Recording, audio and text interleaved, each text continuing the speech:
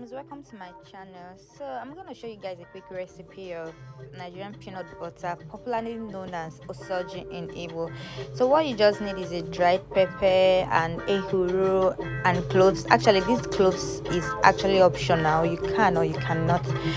Then after heating this up in your pan, you blend this and then add your peanut slash granite into the blender and blend this all together.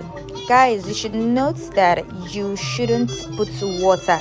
Just even a pinch of water should not be added to this.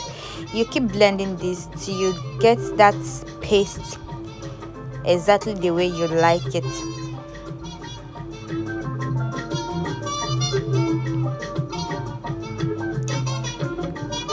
So at this point is gradually turning into a paste, just the way it should be. So you keep blending till you're satisfied and you've gotten to the actual point where you want to stop blending.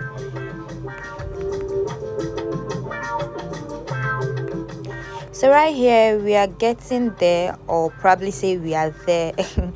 So at this point you can stop blending, but I still want to blend it some more for a few seconds.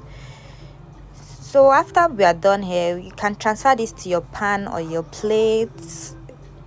It's fine.